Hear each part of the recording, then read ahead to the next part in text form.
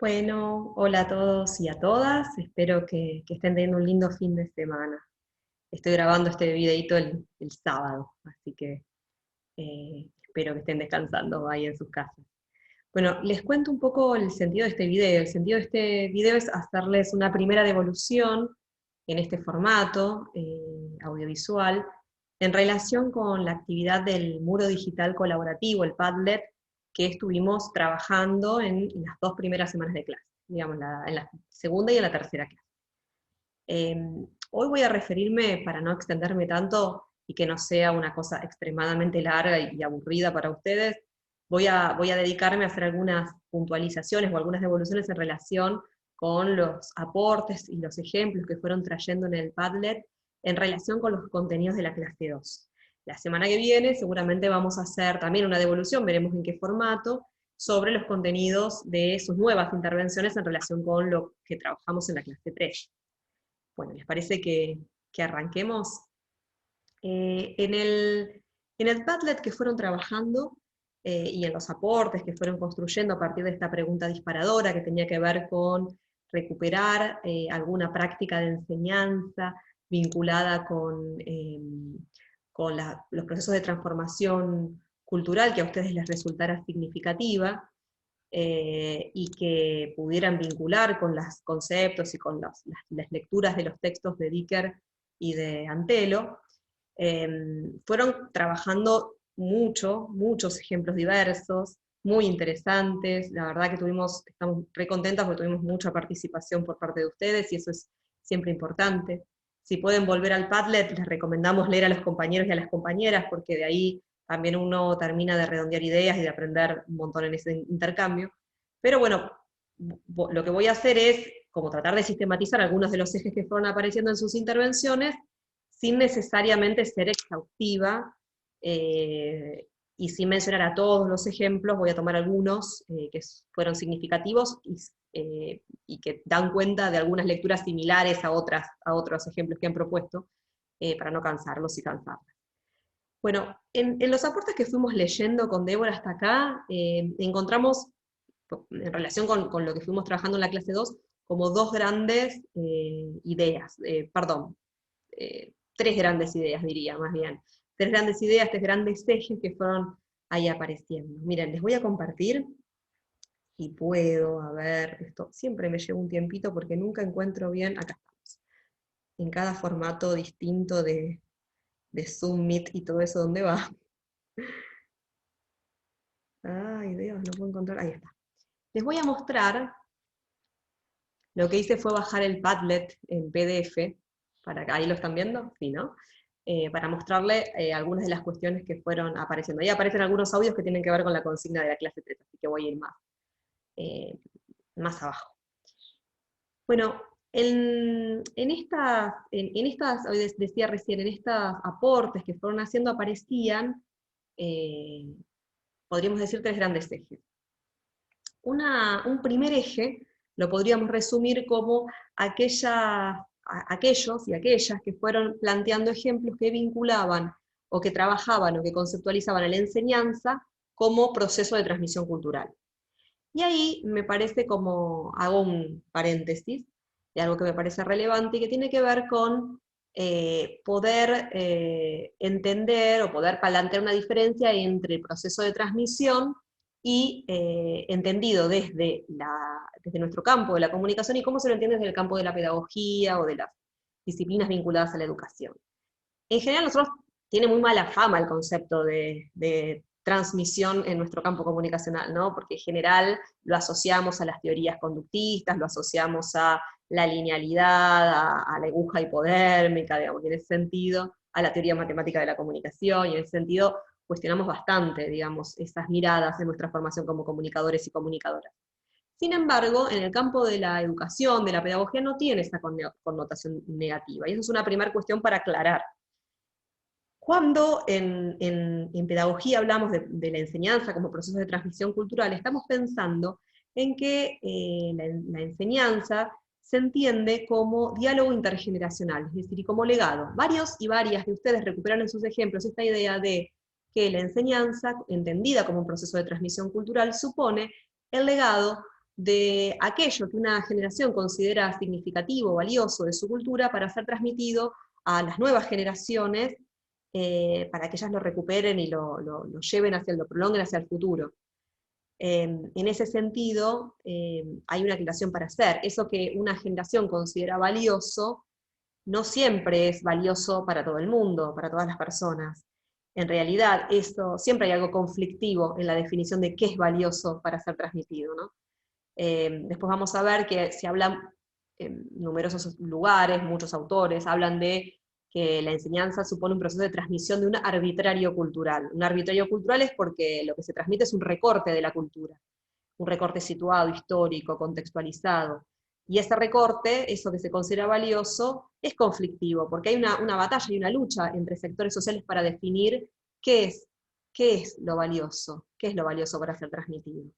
Y en ese sentido, me interesa, bueno, acá veíamos, creo que este era el ejemplo de las tejedoras, había también ejemplos vinculados, hubo muchos ejemplos vinculados con los procesos de construcción de la memoria, ¿sí?, de los derechos humanos.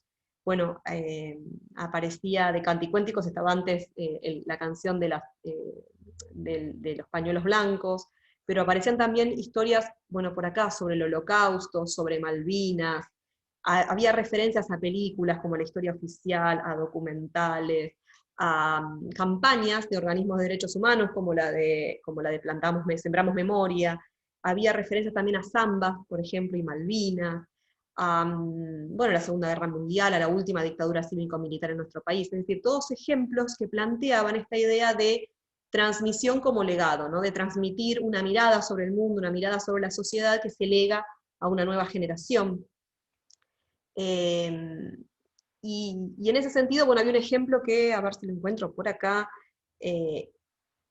por ejemplo, creo que era este, a ver, sí, el ejemplo de una festividad, digamos, un recordatorio de una situación del 12 de octubre en una escuela secundaria, no recuerdo bien si era primaria o secundaria, donde aparece la bandera argentina y la huipala, ¿no? Y ahí, en este ejemplo, lo que podemos ver es cómo, digamos, cómo en este proceso histórico que fuimos viviendo en las últimas décadas, la conmemoración del 12 de octubre supuso una resignificación grande que el Estado, desde su proyecto político-cultural, generó en relación con qué es lo que se conmemoraba ese día.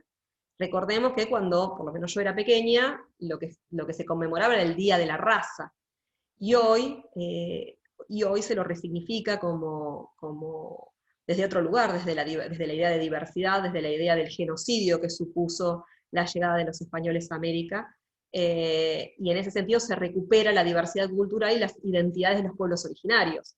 Entonces, en ese sentido, es un muy buen ejemplo de la compañera que lo proponía, igual que los que mencioné antes, ¿no?, para poder plantear cómo, digamos, a lo largo de cada momento histórico, en determinada sociedad, determinado proyecto político-cultural, reconstruye recorta determinado contenido, determinada parte de la cultura de una determinada época para legarla y para, en ese legado, transmitir determinados significados sobre eso que pasó, sobre ese pasado, sobre esa historia.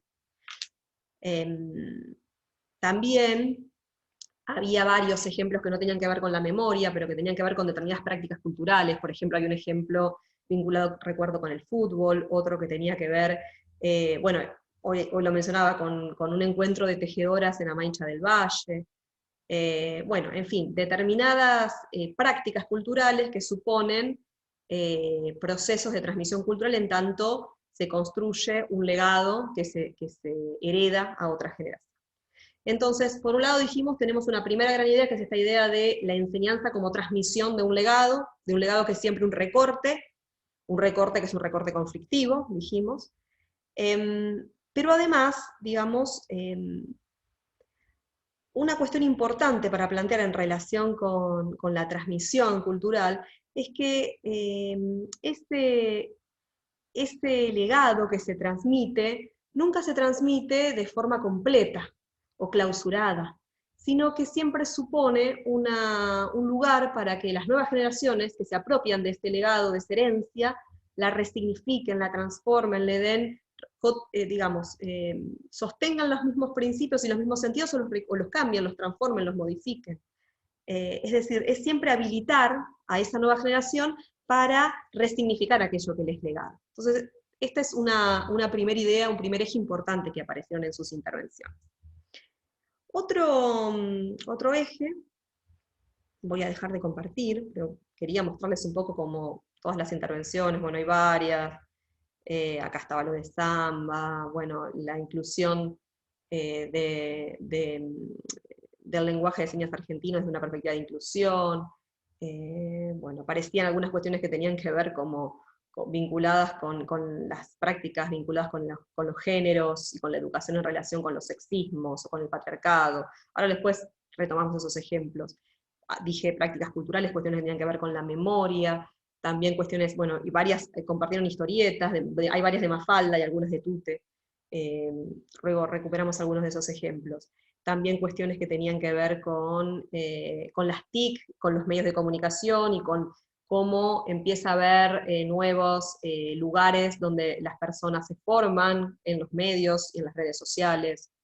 Luego retomamos algunas palabras, bueno, algunas cuestiones que tenían que ver con prácticas de educación y comunicación popular, como La Poderosa. Bien, bueno, nada, quería hacer un recorrido rápido para que pudieran ver las intervenciones, y ahora dejo de compartir.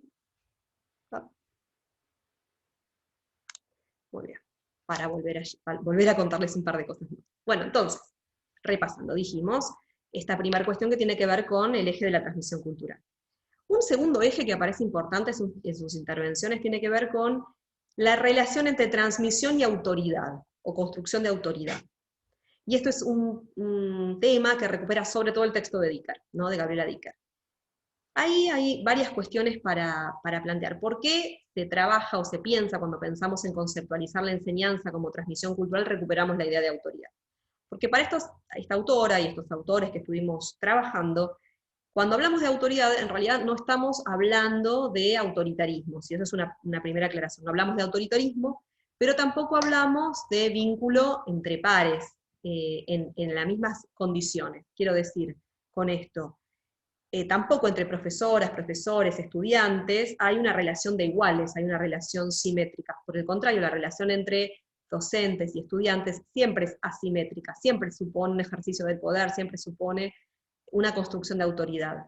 Ahora bien, cuando hablamos de construcción de la autoridad, lo que estamos planteando no tiene que ver con el ejercicio de una práctica autoritaria o de ejercicio del poder por sí mismo, sino que en realidad cuando hablamos de transmisión cultural, planteamos que solo puede haber, o esta autora Gabriela Dicker plantea que solo puede haber un proceso de transmisión cultural cuando hay una construcción de autoridad por parte del educador y la educadora. ¿Qué quiere decir esto?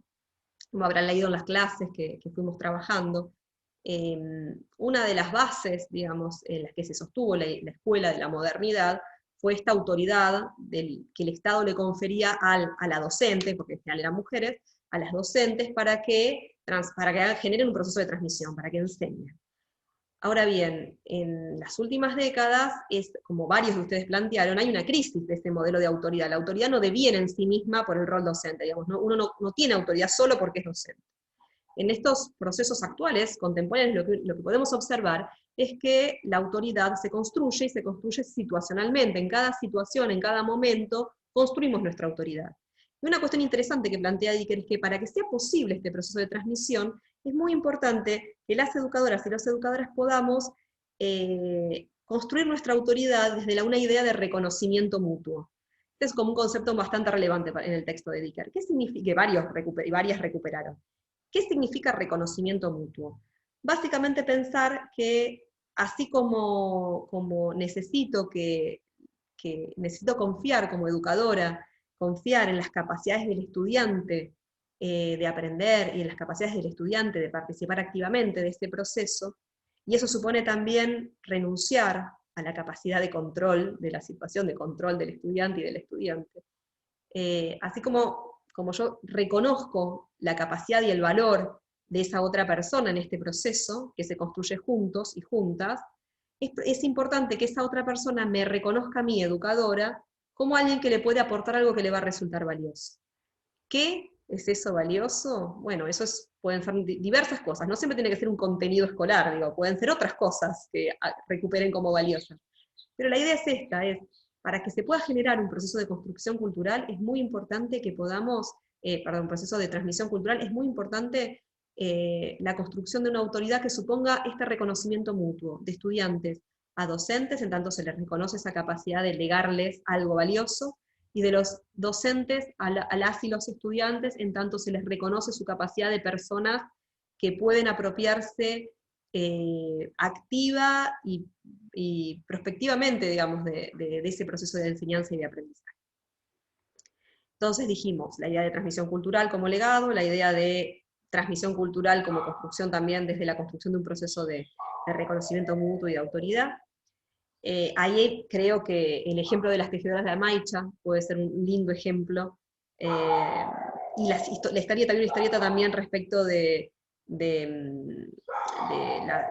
vínculo entre padres y docentes, digo, estas cuestiones creo que se vinculan con esta idea de crisis de autoridad que varios de ustedes plantearon, y cómo hoy podemos pensar a la construcción de la autoridad como una condición necesaria para esa transmisión, para ese proceso de transmisión.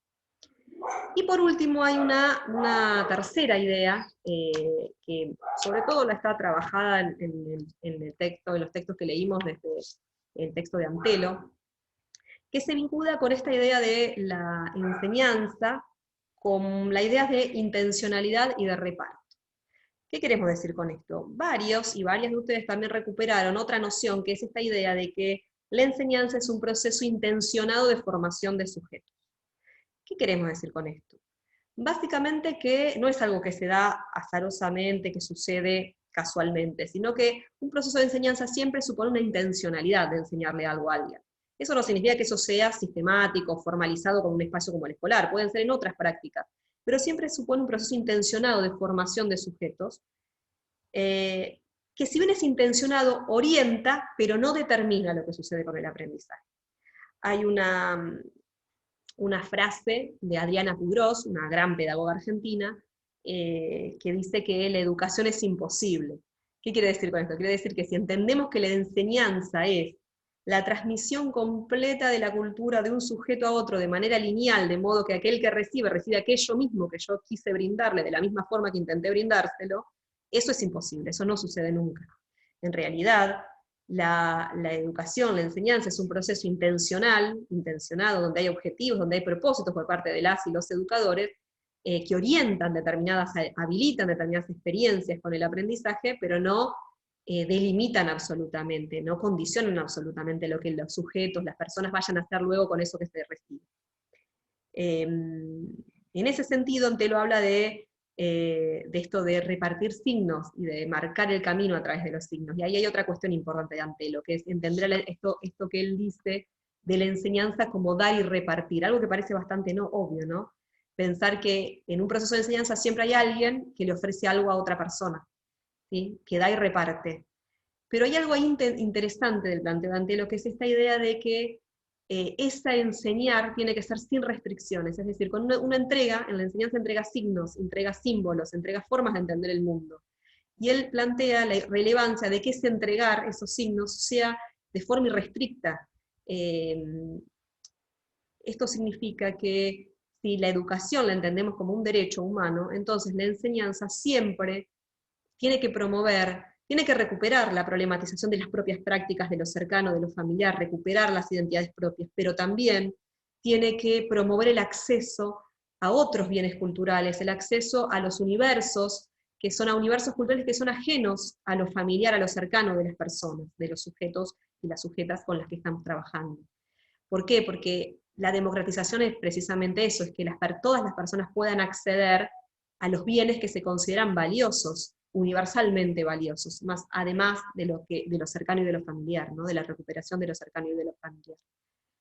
Me parece que hay varios de ustedes que plantearon algunos ejemplos que podemos recuperar desde aquí. Por ejemplo, esta idea de la formación. Había un ejemplo de una escuela para herreras, que buscaban enseñarle el oficio de herrera a personas que tenían identidades no necesariamente identificadas con el varón cis, digamos, y era un oficio que socialmente e históricamente está vinculado a los varones. Y bueno, digo, en esta, había varios ejemplos de género que uno los puede recuperar de ahí, ¿no? El valor y el derecho a acceder a esos saberes a todos y a todas, digamos, no necesariamente a quienes históricamente se ha considerado que deberían acceder a esos saberes. Podemos pensar ejemplos también vinculados con las clases sociales en relación con eso, y a qué tipo de saberes y a qué saberes pueden acceder distintos sectores sociales. Había también otros ejemplos, por ejemplo, el de mujeres que no fueron tapas, en el mismo sentido, o el ejemplo de quien propuso, no recuerdo ahora quién era, pero quien propuso este ejemplo de la resignificación del TEG, que se había hecho como una guerra para conquistar el AMBA el año pasado durante la cuarentena. Es decir, el TEG como un ejemplo de un juego popular, que recupera la cultura popular, pero la resignifica, porque retoma y sostiene identidades que son las identidades del conurbano, las identidades que son propias de las personas que habitamos en estos espacios, ¿no? Entonces, en síntesis, dijimos 3 ejes y ejemplos que tenían que ver con esto.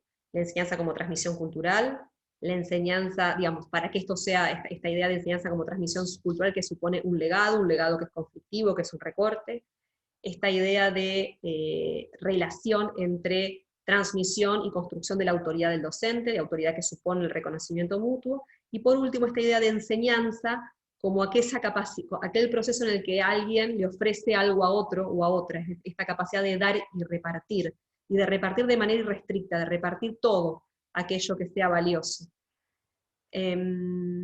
Luego, digo, esos fueron como los 3 grandes ejes. Luego aparecieron varios ejemplos, pero que estaría bueno retomarlos en clases posteriores, porque tienen más que ver, creo, ustedes no lo saben porque no lo vimos todavía, pero tienen más que ver con otros temas que vamos a trabajar, y que tienen que ver con recuperaron cuestiones que tienen que ver con los streamers, los edutubers, cuestiones vinculadas con las marcas y el mercado, y cómo las marcas, el mercado, los medios, las TIC, los edutubers, las redes, construyen o transmiten saberes fuera de la escuela, digamos. Y esto tiene que ver con pensar que en las últimas décadas uno puede encontrar que hay una proliferación de espacios de producción y circulación de saberes, eso sin duda, y muchos hacen referencia a esto. Sin embargo, me gustaría cerrar con esta idea, si nosotros pensamos que los procesos de transmisión, la enseñanza en realidad, es un proceso de transmisión cultural, de formación de subjetividades y de construcción de lazo social, es muy importante que pensemos en la escuela, y acá es una opinión mía, probablemente, y bueno, del equipo de cátedra, de Débora también, a la escuela como un espacio democrático de construcción de lazos sociales y de formación de subjetividades que sean comprometidas con la construcción de la justicia social. Y digo esto porque si bien hay muchos espacios diversos donde podemos generar procesos de aprendizaje, de enseñanza, me gustaría volver a valorar el espacio de la escuela como esa institución democrática que si podemos generar procesos inclusivos y procesos que sean realmente significativos para las niñas, niños y adolescentes, sigue siendo un verdadero espacio institucional, democrático, donde la mayoría puede acceder, y que de esa manera puede estar comprometido con la construcción de una sociedad más justa. Digo, para que eso suceda, no podemos abandonar las propuestas de enseñanza escolares, sino que al revés, tenemos que fortalecer a la escuela como institución que aporte a ese proyecto político pedagógico. Bueno, creo que hasta acá llegamos. Espero no haber sido tan largo. Me voy a enterar cuando lo corte, porque no sé cuánto dura. Bueno, les dejo un saludo y nos encontramos la semana que viene en la cruzada. ¿Sí? Hasta luego.